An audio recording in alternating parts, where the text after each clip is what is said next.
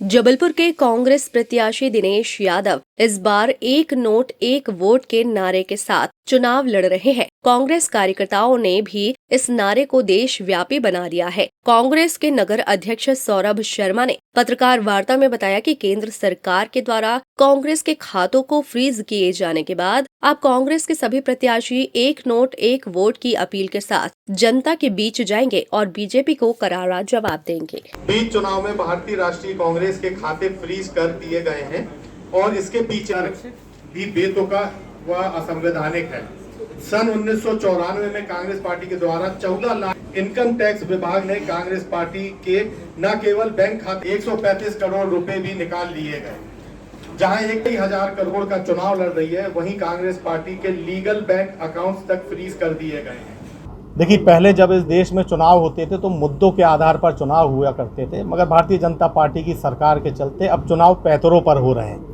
पूरा देश देख रहा है कि किस तरीके से कांग्रेस पार्टी को परेशान किया जा रहा है, समूचे विपक्ष को परेशान किया जा रहा है। हमारा जो जायज़ पैसा है उसको सीज कर दिया जा रहा है। असंवैधानिक तौर पे हम पे पेनाल्टियां लगाई जा रही हैं। ये तमाम जो घटनाक्रम भारतीय जनता पार्टी कर रही है, जो कुचक्र रच रही है, ये आम जनता भी देख रही है। और जब इस बात जब आम जनता तक पहुँच रही है तो उसका आक्रोश भारतीय जनता पार्टी के खिलाफ फूट रहा है। जबलपुर के हमारे प्रत्याशी दिनेश यादव जी जब चुनाव प्रचार पर निकल रहे हैं तो आम जनता उनसे कह रही है कि भले भारतीय जनता पार्टी की सरकार ऐसे षड्यंत्र रच रही है, मगर जनता आपके साथ खड़ी है। आपका जो चुनाव है वह जनता लड़ने जा रही है। आम जनता के बीच से एक नारा निकल के आया कि दिनेश भाई, तुम संघर्ष करो, हम तुम्हारे साथ हैं। तुम्हारे चुनाव में हम तुम्हें नोट भी देंगे, हम तुम्हें वोट भी देंगे। एक नोट एक वोट नारे के साथ जबलपुर का जो आम मतदाता है वो दिनेश यादव जी को चुनाव लड़ाने जा रहा है। और इस एक नोट एक वोट का जो नारा है ये समूचे हिंदुस्तान में पहुंच चुका है।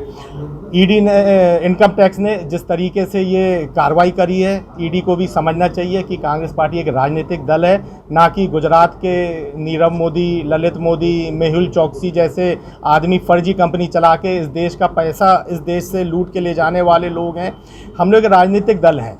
ये भारतीय जनता पार्टी, ये जो शेल कंपनियां थी, लुटेरी कंपनियां थी, जिसको भारतीय जनता पार्टी सरकार ने बड़े ही अच्छे से गुलाब का फूल देके इस देश से रवानगी का रास्ता बनाया, उन पे वे रोक नहीं लगा पाए। लेकिन एक राजनीतिक दल जो कि 138 साल से इस देश की आज़ादी से लेके, इस देश के नवनिर्माण से लेके कांग्रेस पार्टी का समर्पण रहा इस देश में, उस पार्टी को आप इनकम टैक्स के दायरे में ला रहे हैं और वो भी इस तर्ज पे ला रहे हैं जो कि अस्वीकार है।